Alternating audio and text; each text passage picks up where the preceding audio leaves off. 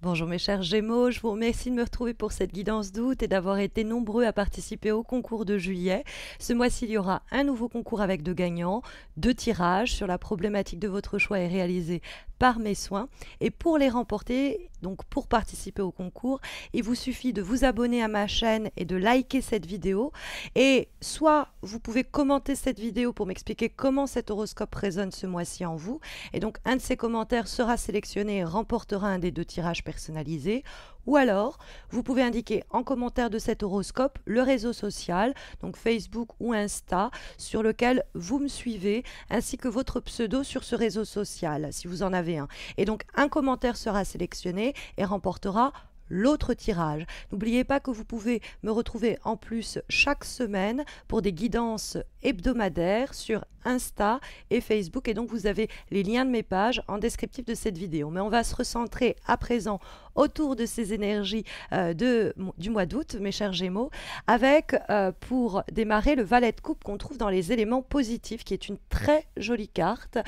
Pour les personnes célibataires, ça peut annoncer l'arrivée éventuellement d'un nouvel amour, hein. Il y a quelque chose de ce type-là avec le valet de coupe. Alors c'est très naissant, hein, c'est encore très jeune, c'est encore très fragile, ça demande à un petit peu éclore et effectivement à ne pas éventuellement s'impatienter si la situation n'évolue pas aussi vite qu'on le voudrait, puisqu'on a le 7 de denier qui est une carte qui appelle à la patience, et qu'on a en plus le 8 de bâton dans la direction qui nous parle des choses qui sont en cours, en train de se faire, en voie de développement, mais qui n'ont pas encore trouvé parfaitement leur équilibre et qui peut-être se concrétiseront plutôt à la fin du mois d'août, voire plus simplement en septembre à la rentrée.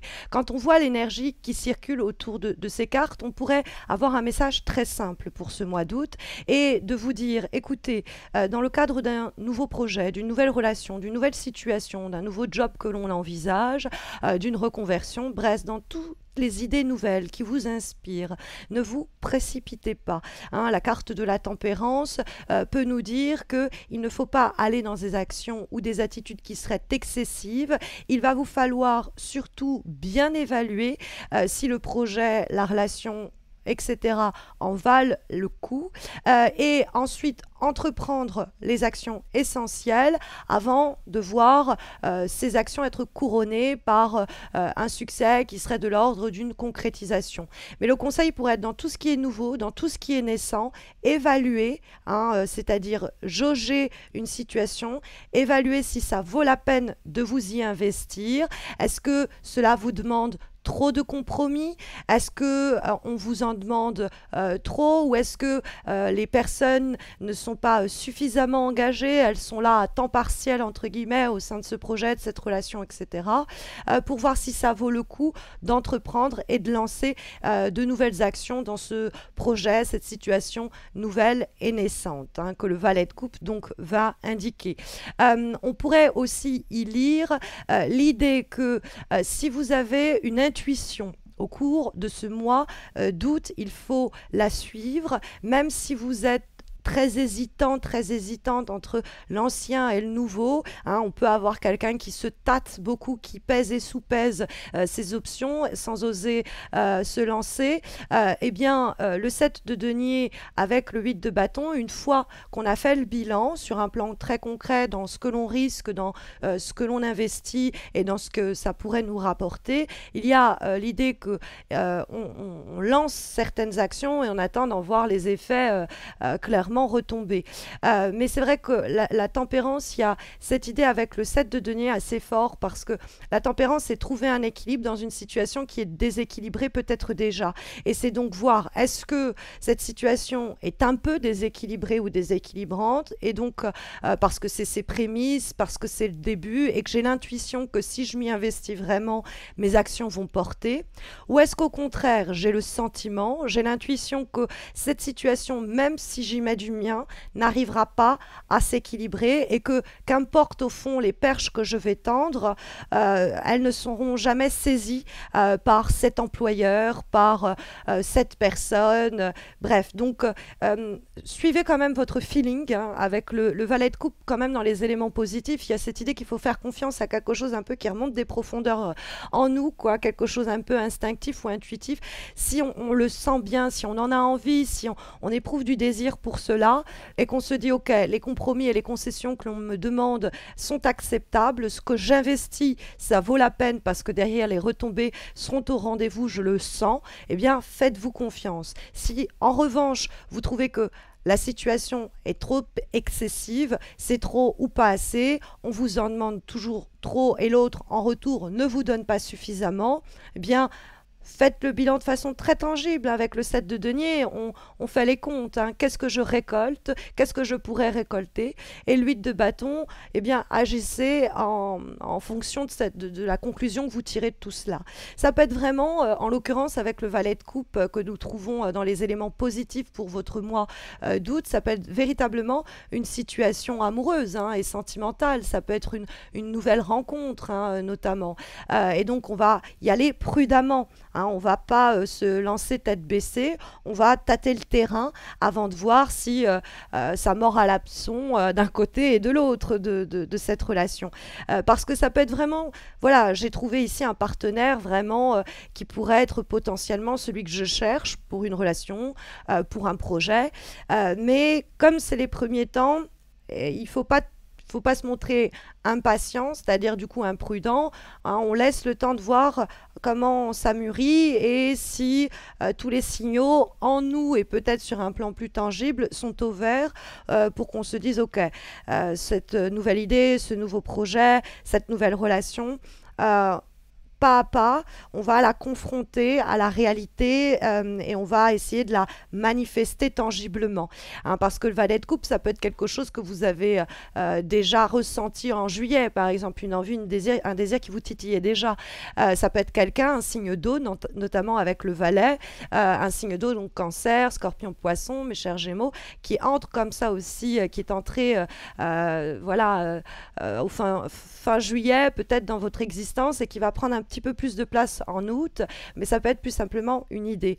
Maintenant, comme on trouve la lame majeure de votre tirage, elle est dans les obstacles et les difficultés. On a cette tempérance. Donc, ça peut être très simplement l'idée d'essayer de ne pas avoir de réaction, de comportement excessif où on irait trop vite parce qu'on s'impatiente, parce qu'on est du genre à vouloir que quand on a pensé quelque chose, ce soit placé déjà à exécution, parce que on est face à quelqu'un aussi peut-être qui se tâte trop en face de nous et ça nous fatigue et donc on est face à quelqu'un qui d'un pied sur l'autre nous fait danser hein. Alors oui, non, souffle le chaud puis le froid, la relation n'arrivant pas à s'équilibrer parce qu'on a quelqu'un en face qui est trop hésitant et donc il va falloir dans ce cas-là vous montrer patient parce que si vous on va dire bousculer la personne, elle peut se fermer hein. La tempérance, même s'il y a des équilibres, même s'il y a des échecs de communication, on n'arrive pas à se comprendre ou on n'arrive pas à dire les choses clairement, c'est pas en tapant du poing sur la table qu'on arrivera à quelque chose, surtout quand on a le valet de coupe.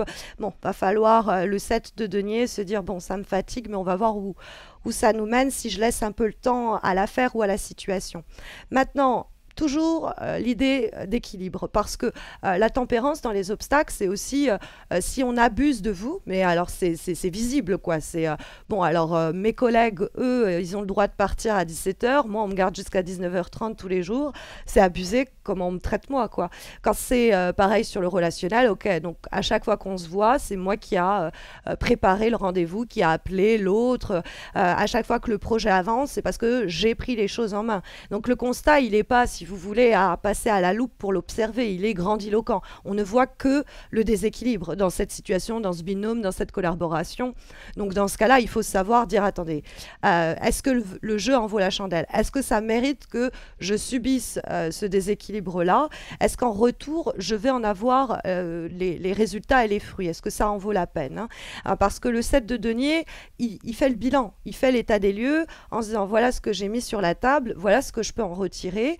Le point positif, c'est quand même le 8 de bâton, il y a quelque chose qui arrive, hein, comme de bonnes nouvelles que le valet de coupe pourrait nous annoncer.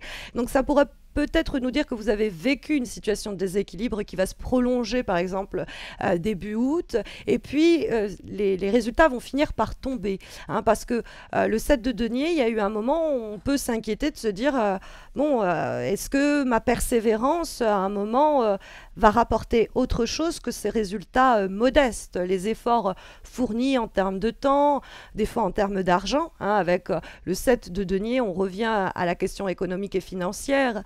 Est-ce que du coup ça m'apporte peut-être pas autant, mais est-ce que j'en retire quelque chose même en termes de perspective d'avenir?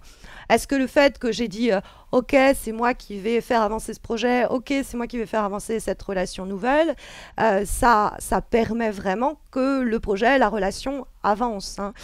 Parce que le 7 de denier, il y a une certaine fatigue. On n'est plus très loin d'atteindre un objectif, mais on est encore en train de réfléchir à est-ce que ça en vaut la peine, parce que ces efforts perpétuels useraient n'importe qui.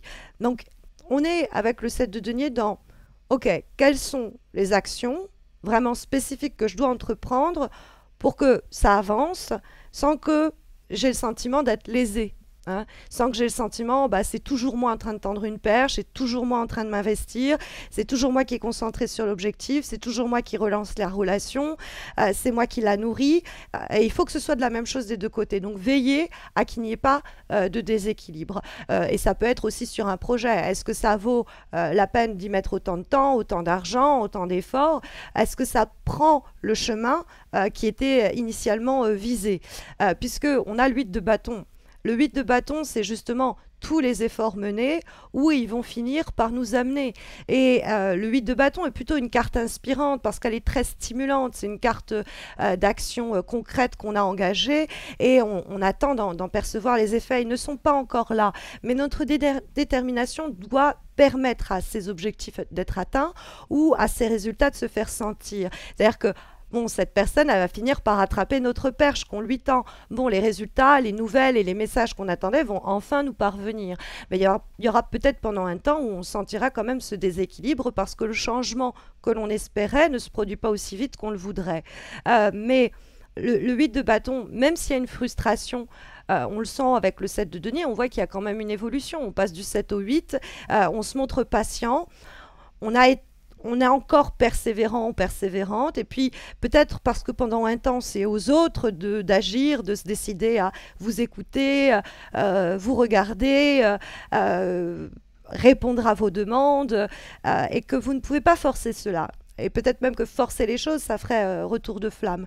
Donc même si ce sont des décisions qui doivent être prises par d'autres personnes, même si c'est à l'autre de savoir s'il veut s'engager dans cette relation ou dans ce projet, même si on aurait peut-être envie si on a envie, pardon, de brusquer l'autre, il ne faut pas le faire, faut attendre. Et le 8 de bâton nous dit que cette période d'instabilité-là, avec une période éventuelle de ralentissement, elle va finir par céder le pas à une réponse positive et à des efforts couronnés, hein, encore une fois. Mais il y a l'idée qu'il faut laisser la situation, l'autre ou quoi venir à nous.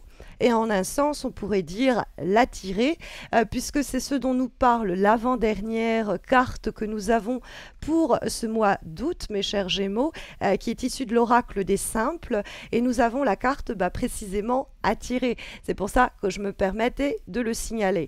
Alors attirer, peut-être pas dans sa toile, mais il y a quelque chose comme ça, hein, c'est la violette qui est ici représentée. Et donc on va attirer la violette, c'est par sa bonne odeur, son goût, qu'elle va attirer aussi bien les abeilles, les insectes que les êtres humains. Et donc cette idée-là, elle est là, cette violette, pour rappeler un peu l'adage qu'on n'attrape pas les mouches avec du vinaigre, mais avec du miel. Donc ça nous incite à, dans les discussions, les échanges, les négociations, qu'on serait amené à mener au cours du mois d'août, à faire plutôt preuve de diplomatie que d'essayer de confronter les gens. Hein, il y a cette idée, on croit, on se bat pour ce en quoi on croit, on peut exprimer ce que l'on pense, mais on va aussi laisser la place, laisser le temps, laisser l'espace aux autres pour qu'ils en arrivent peut-être aux mêmes conclusions que nous ou qu'ils fassent un pas vers nous, leur laisser au fond de la place pour qu'ils nous approchent, hein, aménager un peu de l'espace qui va attirer certaines personnes, certaines réponses positives à nous. Et on revient à cette idée du coup du 8 de bâton, que ce n'est pas en forçant les choses, en étant dans l'excès, en forçant les négociations, hein, la tempérance peut aussi nous mettre en garde contre cela, qu'on va arriver au résultat escompté. Comme dernière énergie, comme dernière carte, recommandation, et plutôt ici annonce prédictive d'ailleurs positive pour ce mois d'août, nous avons une lame issue du petit Lenormand de Marseille et nous avons la carte de la bague. La bague, c'est une carte qui nous parle d'engagement. Donc si on veut signer un contrat, si on veut que quelqu'un sur le plan sentimental s'engage un peu plus clairement avec nous, c'est une carte, ma foi, super encourageante, hein. Elle nous parle d'union, elle nous parle de fusion, elle nous parle d'accord, et donc ça peut aussi bien être sur le plan amoureux que sur un plan professionnel ou dans d'autres contextes, puisque c'est l'idée de connecter, c'est l'idée de trouver aussi un accord, un terrain d'entente ou des intérêts communs, sinon des passions en commun ou des objectifs en commun. Elle va aussi nous signaler la réciprocité dans le cadre des sentiments et ça va pouvoir déboucher sur une forme d'engagement, qu'il soit d'ordre sentimental ou contractuel, hein. C'est les promesses que l'on voit passer à l'action. Donc ça, c'est à mon avis le résultat auquel vous pouvez vous attendre, mes chers Gémeaux, dans le cadre où vous mettez à exécution les conseils et recommandations que les cartes vous donnent pour ce mois d'août.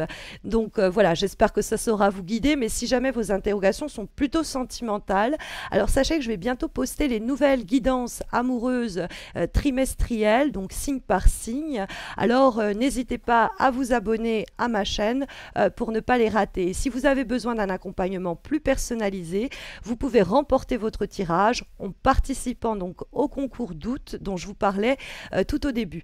Et puis donc les modalités de ce concours vous sont résumées dans le descriptif de ma vidéo, de cette vidéo, et vous y retrouverez également les liens si vous souhaitez soutenir ma chaîne, m'aider à faire de nouveaux contenus.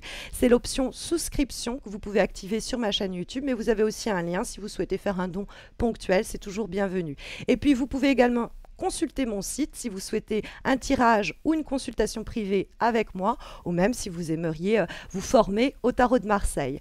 Je vous souhaite à tous et à toutes un très bon mois d'août et une très belle fête des moissons. C'est en effet le 1er août, la fête des récoltes, et je vous prépare une vidéo à ce sujet pour l'occasion. Je vous y parlerai donc de cette fête nommée Lunasa, ou Lamas encore, et ça sera posté très rapidement. Voilà. Prenez bien soin de vous d'ici là, mes chers Gémeaux, et puis à très vite j'espère.